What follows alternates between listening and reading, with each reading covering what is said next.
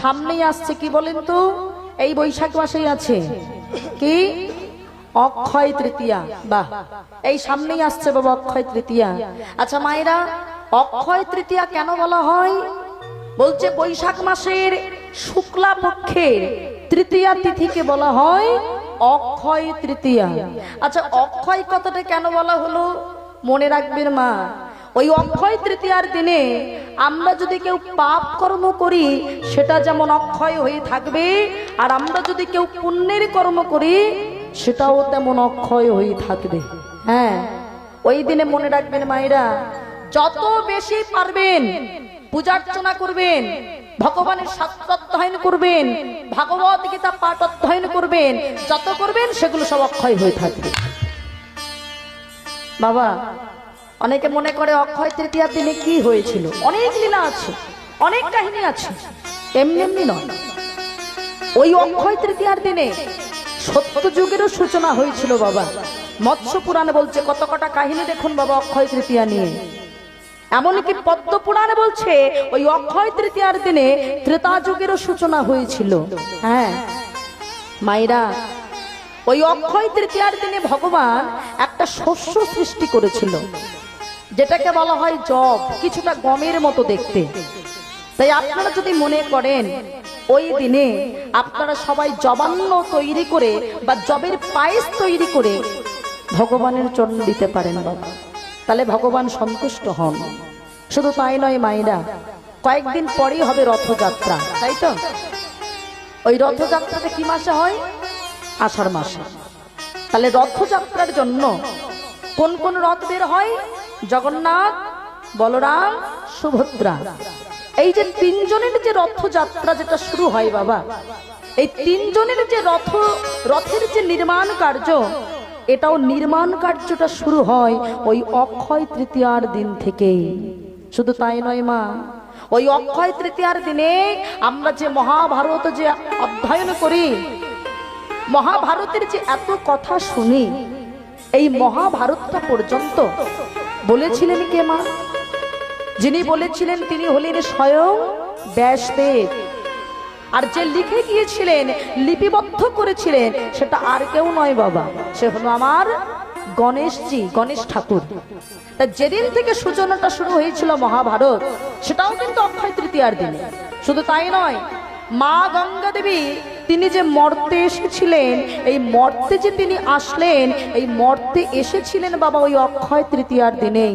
যে গঙ্গার জল ছাড়া আমাদের শুদ্ধ হই না, আমরা পূজার্চনা করতে পারি না, এই অক্ষয় তৃতীয়ার দিনে তিনি মর্তে এসেছিলেন। কেন? কারণ স্বয়ং ভগীরথ তার সগর রাজার 60,000 বংশধরকে উদ্ধার করবেন বলে মা গঙ্গাকে তিনি আহ্বান জানিয়েছিলেন। আর মা গঙ্গা তিনি কৃপা করে এই মর্তের মাটিতে নেমে আসলেন। সেটা কোন দিন? ওই অক্ষয় তৃতীয়ার দিনে।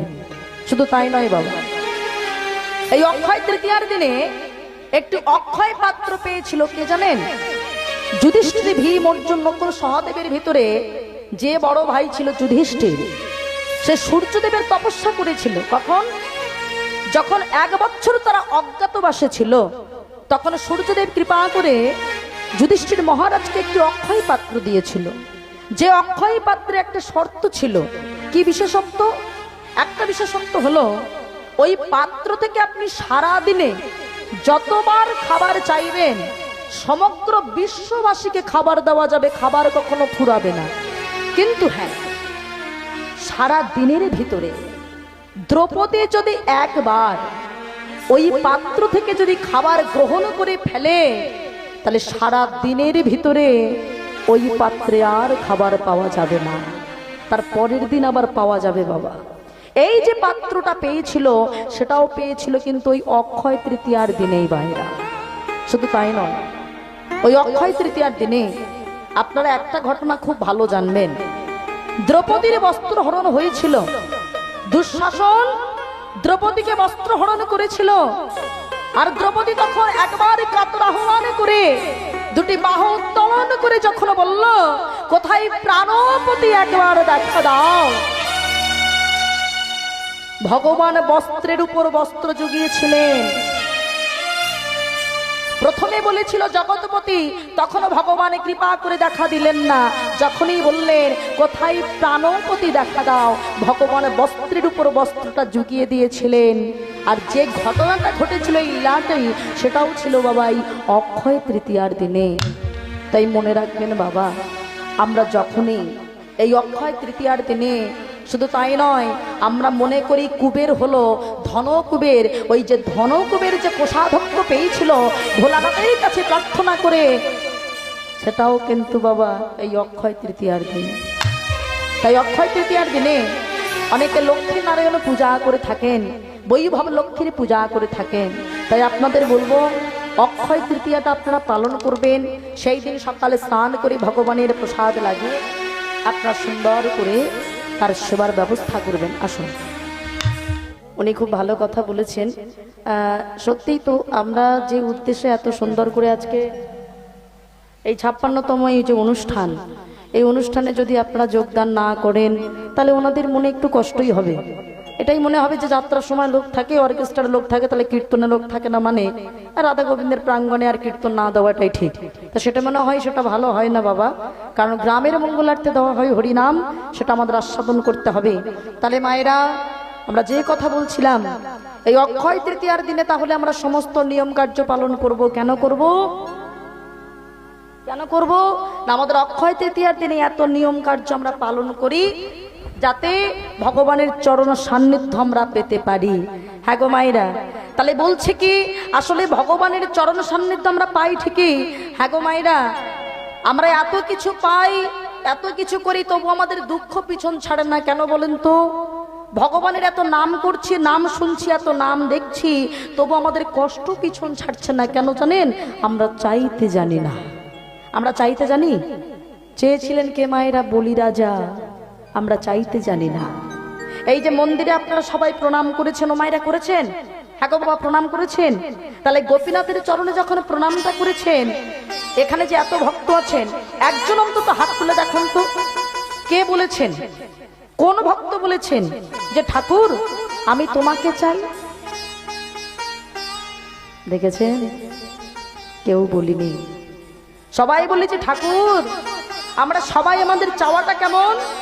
তুমি আমার বাড়ি দাও, আমার গাড়ি দাও, আমার ছেলে দাও, মেয়ে দাও, সুখ দাও, শান্তি দাও, টাকা দাও, পয়সা দাও, শুধু দাও আর দাও। একবারও ভুল করে বলিনি ঠাকুর আমি তোমাকে চাই। দেখেছেন?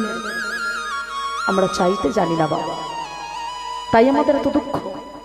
চেয়েছিল বলি রাজা, বলি রাজার দরজার সামনে ভগবান গিয়েছিলেন বামন অবতারে, মানে বেটে ব্রাহ্মণ হয়ে। যখনই গিয়ে দাঁড়ালেন, সঙ্গে সঙ্গে বলি রাজা আমার যজ্ঞ থেকে উঠে আসলেন। বলুন কি চাই? ভগবানকে দেখে চিনতে পারলেন না, ভগবান এসেছে বামন হয়ে, বেটে ব্রাহ্মণ হয়ে। বলুন কি চাই?